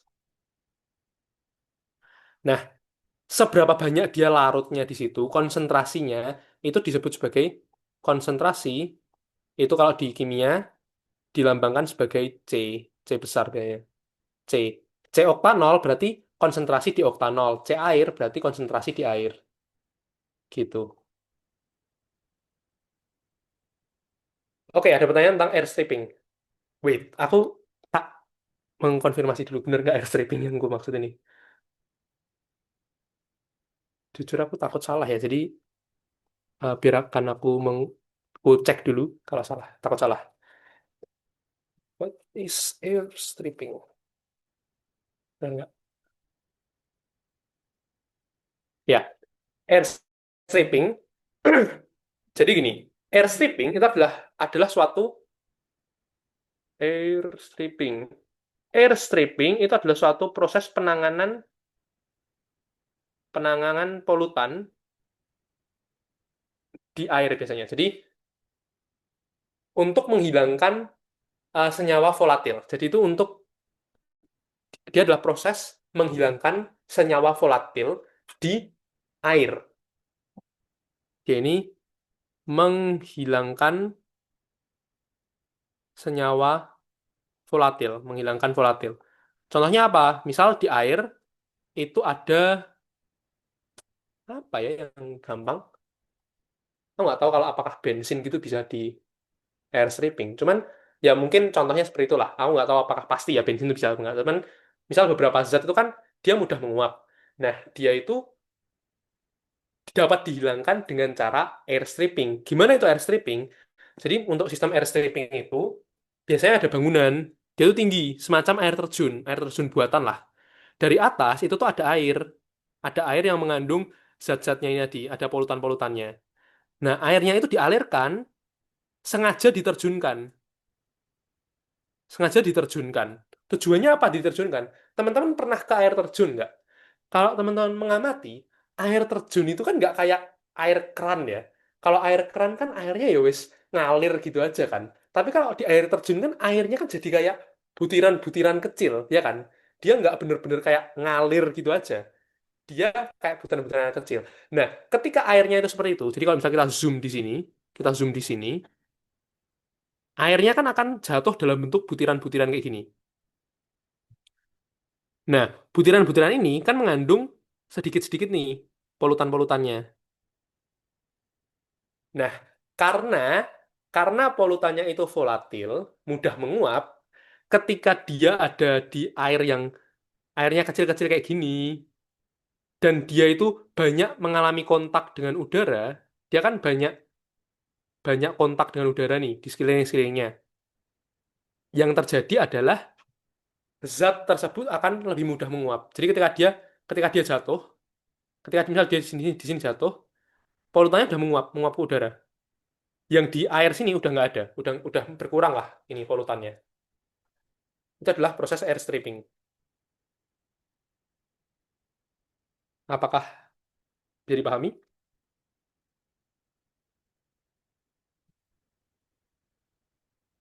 Oke. Hmm, mungkin itu untuk yang soal nomor 3. Mungkin kita bisa next dulu untuk soal selanjutnya. Berapa soal lagi sih? Oh, 2 soal lagi. Oke. Oke, di sini ada faktor retardasi. Faktor retardasi itu apa? Eh, istilah baru lagi ya. Agak sulit memang. Faktor retardasi, faktor retardasi itu dia apa ya? Bagaimana ya menjelaskannya? Basically dia itu menunjukkan bagaimana suatu senyawa itu bergerak di air versus dia teradsorpsi sama tanah. Jadi misalnya ada tanah ya kan, ada tanah, terus di bawahnya ada air, ada ada air tanah, ngalir kan air tanahnya ini. Nah, terus di air tanahnya ini ada polutan. Nah, polutan ini mempunyai yang namanya faktor retardasi. Dia itu menunjukkan seberapa cepat, dalam tanda kutip, seberapa cepat si faktor retardasi, seberapa cepat polutan ini bisa bergerak. Kalau dia faktor retardasinya satu, misal TR-nya satu, TR sama dengan satu, artinya dia itu V, V polutan, itu sama dengan V air. Dia itu bergerak secepat air. Tapi kalau misal TR-nya ini lebih daripada satu, artinya volume kecepatan partikelnya ini kurang dari kecepatan air. Loh, kok bisa kurang dari kecepatan air? Ya, karena dia terabsorpsi di tanah. Dia itu mudah terhalangi oleh tanah, sehingga dia kecepatannya lebih rendah. Dia gampang tertarik sama tanah. Gitu. Itu adalah faktor retardasi. Faktor retardasi ini bisa dihitung dengan rumus ini. TR sama dengan satu plus rho. Rho-nya di sini adalah bulk density dari si tanah, dikali Kp. Kp itu KOC dikali FOC, dibagi E. Sebenarnya ini bukan E ya, tapi epsilon harusnya, setauku. Porositas. Dibagi epsilon, porositas. Ini kalau hitung faktor retardasi, ini tinggal teman-teman masukkan aja ke rumusnya. Bulk density tanah, ini itu rho, ini itu rho, porositas tanah ini E, 2% ini adalah FOC. FOC itu fraksi karbon organik. Jadi ibaratnya FOC 2%. Artinya di tanah itu ada, misal tanah ini kan, tanah itu 100%. 2%-nya itu organik gitu loh. Nah, terus nilai KOC adalah 0,65 KUW. Teman-teman disuruh menghitung faktor retardasi soal nomor 3. Gimana caranya? Rho-nya sudah ada di sini. E-nya, porositasnya sudah ada di sini. Di KP, FOC-nya ini sudah ada di sini, sudah ada 2%. Nah, KOC teman-teman harus ngitung. Dari mana? Ya dari KOW. Tinggal KOW ini dikali 0,65. Semuanya dikali 0,65 aja. Nanti dapat KOC, terus KOC dikali FOC-nya masing-masing. Nanti KOC kali FOC, terus dimasukkan nanti ketemu TR-nya. TR-nya nanti nilainya ini, nilainya lebih dari satu Pak, pasti ini. Kalau dilihat dari sini ya. Artinya dia akan bergerak lebih lambat daripada air. Dia akan terabsorpsi di tanah. Berdasarkan hasil faktor retardasi di atas, apa yang dapat Anda simpulkan mengenai pergerakan tiga senyawa? Tadi yang aku sampaikan, ketika faktor retardasinya, nanti kan akan teman-teman hitung nih, ya kan? Kalau dari dugaan cepat saja sih, kayaknya urutannya kan bakal yang paling gede itu yang ini, karena KOB-nya paling tinggi, ya kan? Kalau KOB-nya tinggi, KOW-nya tinggi, berarti KOC-nya tinggi. Kalau KOC tinggi, KP-nya tinggi. KP-nya tinggi, berarti TR-nya tinggi. Berarti klorobifenil ini faktor retardasi tertinggi. Faktor retardasi tertinggi berarti dia itu geraknya relatif terhadap air paling lambat. Dia akan mudah terabsorpsi di tanah. Jadi apa yang dapat Anda simpulkan? Pertama, kecepatannya dengan air, dia yang paling lambat. Kedua, karena dia itu KOW-nya tinggi dan KOC-nya tinggi, artinya dia sangat likely, very likely, apa? Sangat sangat mungkin untuk terabsorpsi di tanah, diserap oleh menempel di tanah, bukan diserap, sorry. Itu untuk kesimpulan untuk nomor 4 ini. Oke, di sini ada yang mau ditanyakan nggak? Apakah ada yang ditanyakan?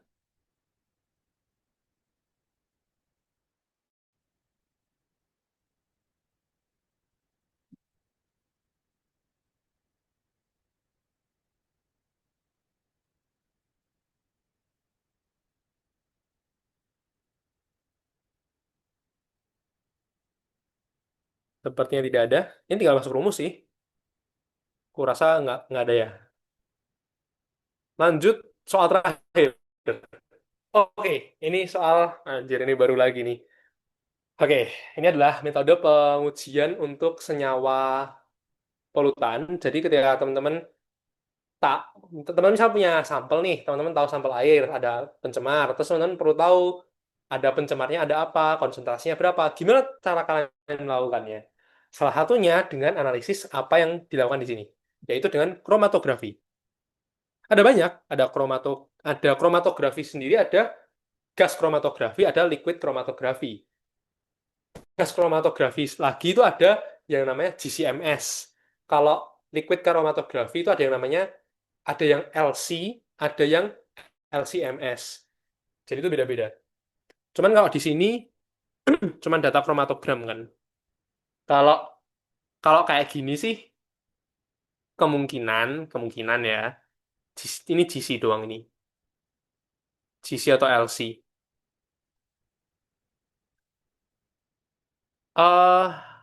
Dari data GC atau LC ini, dari data kromatografinya ini, didapatkan data berikut.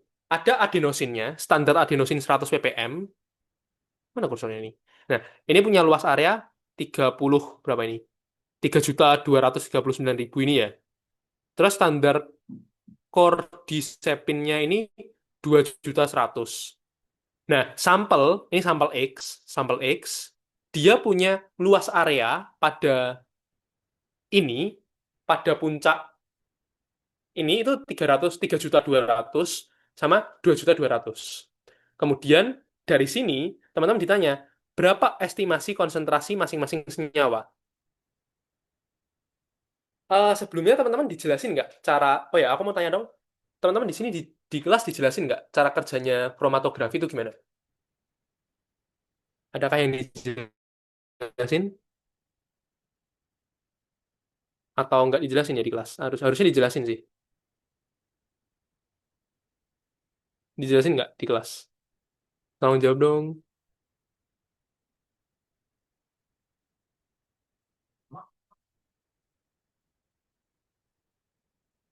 Nggak diajarin kah kalau kromatografi?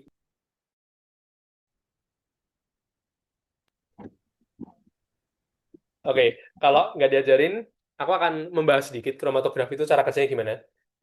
Kromatografi itu kita mendefine suatu Jadi, oke, panjang sih kalau nggak diajarin gini. Jadi, ketika kita uji, uji itu dibagi jadi dua. Ada yang namanya kualitatif, ku- kualitatif, ada yang namanya kuantitatif. Kualitatif itu adalah, kalau kuantitatif itu gampang didefinisi, sesuatu yang bisa dihitung, sesuatu yang bisa diangkakan, itu kuantitatif. Kalau kualitatif itu lebih ke ya tidak ada atau enggak kayak gitu. Nah, kromatografi itu mau mau GC maupun LC itu mirip cara kerjanya. Ya, ini kita punya sampel, kita punya sampel, sampel ini ya. Terus sampel ini dalam tanda kutip dialirkan. Nah, mengalirkannya ini beda-beda. Kalau liquid kromatografi, mengalirkannya pakai liquid, pakai cairan. Kalau gas kromatografi, sampelnya dipanasi, kan menguap sampelnya, dipanasi menguap. Nah, dia itu yang membawa sampelnya itu, yang menggerakkan itu gas. Itu bedanya gas sama liquid kromatografi. Dia digerakkan melalui suatu kolom namanya kalau nggak salah. Kolom. Nah, kolomnya ini, di kolom ini ada zat adsorben atau zat adsorpsinya. Nah, di kolomnya ini beda beda section, beda beda bagian, itu tuh beda, dalam tanda kutip beda adsorben lah ibaratnya. Nah, gini. Ketika suatu zat sampel itu melewati kolom ini, dia kan dipanasi terus dibawa, misal dipakai gas ya. Dia kan dipanasi terus dibawa melalui kolom ini. Misal zat ini jalan, ya kan? Misal pada kolom nomor 4 ini, pada kolom nomor 4 itu bisa terabsorpsi. Apa yang terjadi? Dia akan menempel di sini. Mungkin kalau misal ada polutan lain ya nggak akan nempel di kolom 4. Mungkin nempelnya di kolom 6. Jadi kromatografi itu menunjukkan itu. Dia memisahkan berdasarkan kecepatannya ini. Kecepatan travelnya itu ibaratnya. Makanya di sini kan bisa melihat ada waktunya kan. Nah, apa bedanya GCMS? Misal GC, apa bedanya GCMS dengan GC?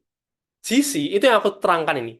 Jadi dia dibawa terus dia terabsorpsi, terabsorpsi itu GC. Nah, gimana Mas kita kok bisa tahu ini adenosin, ini cordyceps? Gimana kita bisa tahu itu? Ya kita harus menduga itu dulu. Jadi kalau cuman GC itu nggak bisa menentukan zatnya itu apa-apa-apa. Itu nggak bisa. Kita dulu yang harus tahu kira-kira zatnya ada A, B, C, D. Nah, dari A, B, C, D nanti kita pilih kolomnya. Kolomnya ini harus punya adsorben untuk zat A, B, C, D. Gitu. Nanti dari A, B, C, D nanti kita bisa mengujikan sampel. Nanti kita tahu, oh pada pada waktu A itu dia punya luas kurva sekian dan sebagainya. Itu untuk GC, ini tuh GC. GCMS, GCMS ada tambahan MS. MS itu mass spectrometry atau spektrofotometri ya, aku lupa. Spektro, mass spektro ah. Mass spektrofotometri kalau nggak salah. Spektrometri, ding. Lupa aku. Aku agak lupa. Nanti bisa teman-teman cari sendirilah MS-nya itu apa. Nah, GC-MS itu sebenarnya adalah alat sendiri. Jadi ada GC, ada MS. Kalau digabung jadi GC-MS. MS itu kalau GC tadi kan mengukur, oh dia terabsorpsinya di mana, kecepatannya berapa, waktunya itu berapa dan sebagainya gitu kan. Kalau MS itu mengukur massa molekul atau ini molecular weight, massa molekul, berat molekul. Loh, kenapa yang diukur berat molekul? Jadi molekul beda molekul. Jadi aku nggak tahu apakah ini bahasa yang formal atau enggak. Cuman kalau aku suka menyebutnya adalah molekul itu punya fingerprint. Fingerprintnya banyak. Kayak orang kan ada fingerprint, ada tes DNA dan sebagainya. Molekul juga sama. Dia punya punya hal-hal yang membuat dia unik daripada molekul lainnya. Salah satunya molecular weight. Ketika kita berbicara molecular weight, berat molekulnya itu unik untuk setiap molekul. Molekul A beratnya sekian, molekul B beratnya sekian. Jadi ketika kita menggabungkan GC dan MS, kita akan selain kita tahu, oh dia menempel di mana-mana-mana, dia akan masuk ke alat MS. Di mana di alat MS tuh ibaratnya molekul itu ditimbang. Ketika kita tahu molecular weight-nya, kita akan tahu, oh alah, zat ini itu zat A, ini zat B, ini zat C. Jadi kurang lebih cara kerjanya seperti itu. GCMS itu kalau GC ya, GC itu akan hasil bacanya seperti ini. Kayak yang teman-teman lihat tadi. Dia itu akan ada grafik puncak ini,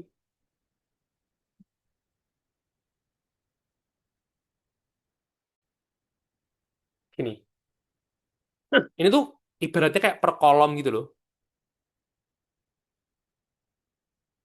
Berarti kita ketika di sini, oh ketika di kolom ini tuh ada yang ditangkap, di sini ada ditangkap, di sini nggak ada ditangkap, di sini ditangkap banyak dan sebagainya.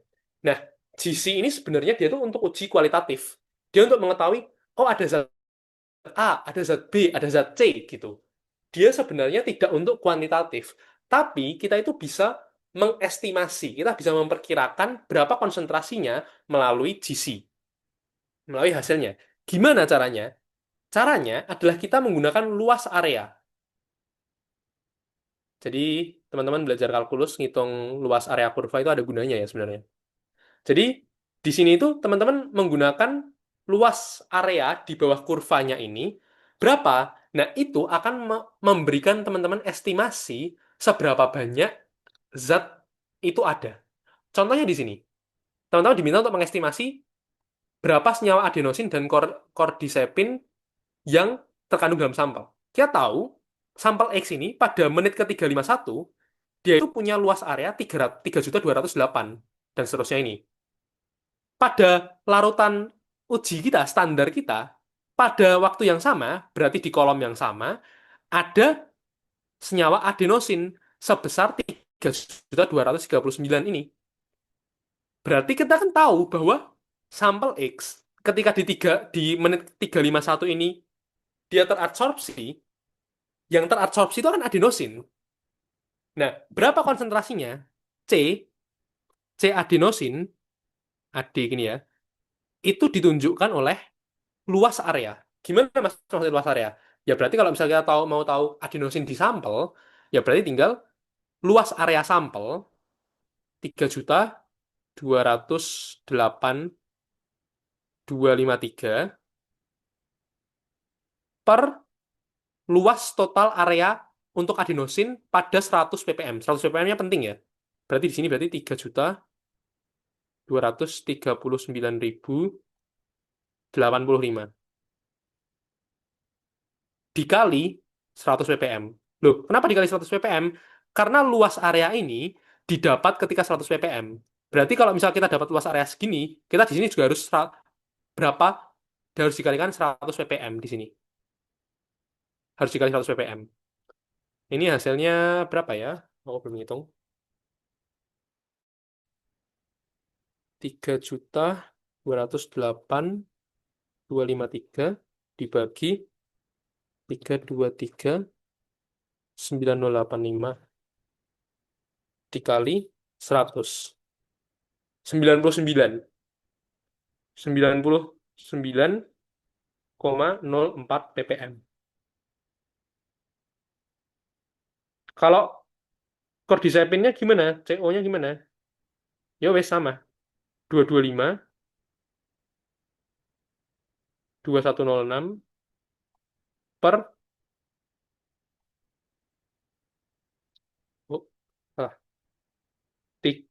Per 2164.128 kali 100.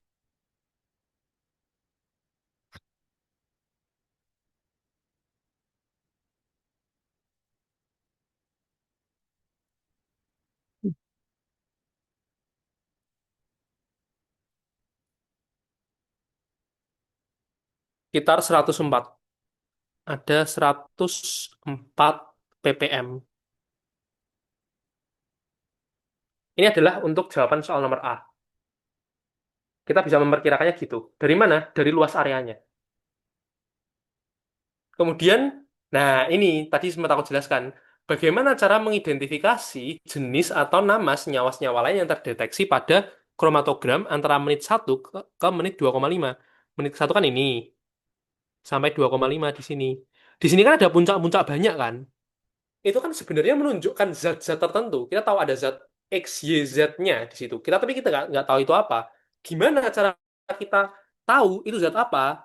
Ya dengan cara sebenarnya sebenarnya ada banyak cara. Cuman kalau di sini ya salah satu cara paling gampang ya dengan cara masukkan ke MS, diuji juga MS-nya. Dari MS nanti kita tahu senyawanya apa aja. Senyawanya itu apa aja itu kita tahu. Gimana cara lainnya?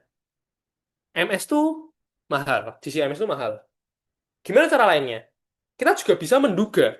Ini, tapi ini nggak konklusif ya. Artinya kita nggak bisa yakin 100%. Cuman ada juga cara untuk kita menduga. Yang jelas adalah kita harus tahu sampelnya dari mana. Konteks itu sangat penting. Misal, aku sampelnya ini didapat dari IPAL rumah sakit, misal. Ya kita bisa menduga kira-kira ada zat pencemar A, B, C apa aja yang akan muncul di kromatografi ini. Itu bisa kita duga. Cuma itu nggak konklusif. Itu kita nggak terkonfirmasi lah. Itu hanya dugaan. Kalau cara yang paling paling pasti ya pakai MS. Dimasukkan aja ke MS, nanti kita dapat senyawanya itu apa. Itu. Kayaknya udah selesai deh. Udah selesai kayaknya. Udah selesai.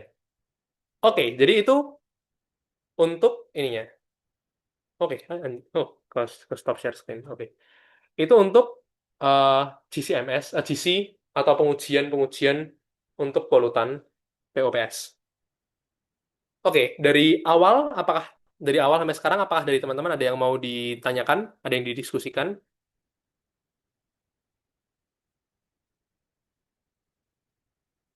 Apakah ada pertanyaan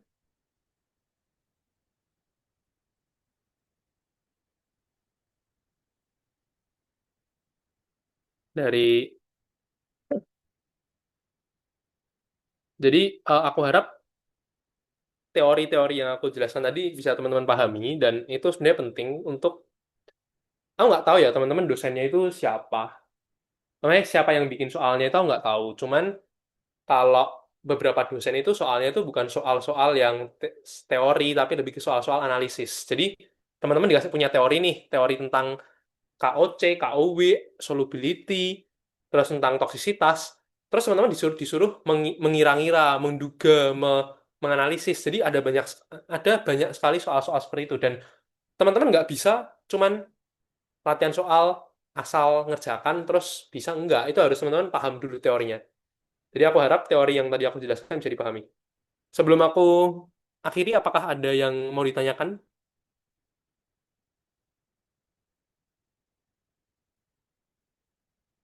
Sepertinya tidak ada. Jadi karena nggak ada, mungkin eh, itu aja yang bisa aku sampaikan pada tutor kimia 2 kali ini. Eh, Kalau misal dari teman-teman kira-kira ada pertanyaan lebih lanjut, mungkin nanti bisa ya kalau PC dan sebagainya mungkin bisa nanti hubungi aku juga nggak apa-apa. Mungkin itu aja dari aku. Untuk selanjutnya aku serahkan kembali ke Atkesma. Terima kasih. Baik, terima kasih atas tutorial dari Mas Andi karena telah meluangkan waktunya. Mungkin dari teman-teman apabila ingin bertanya bisa langsung menghubungi kepada Mas Andi. Dan juga karena dari teman-teman tidak memiliki pertanyaan, maka tutor mata kuliah kimia 2 dapat dicukupkan. Sebelum kita mengakhiri tutor pada malam ini, alangkah baiknya kita berdoa menurut agama dan kepercayaan masing-masing. Berdoa dimulai. Baik, karena berdoa dicukupkan. Terima kasih juga kepada Mas Andi karena sudah meluangkan waktunya untuk menuturkan mata kuliah kimia 2 dan juga terima kasih kepada teman-teman angkatan 24 juga dapat meluangkan waktunya untuk mengikuti tutor pada malam hari ini. Semangat untuk apabila dari Mas Andi serta teman-teman memiliki kesibukan lain dapat meninggalkan Zoom meeting dan juga jangan lupa untuk belajar untuk KS kimia besok. Terima kasih teman-teman dan juga Mas Andi. Untuk recordnya nanti bakal diupload di YouTube Adkes HMTLITS.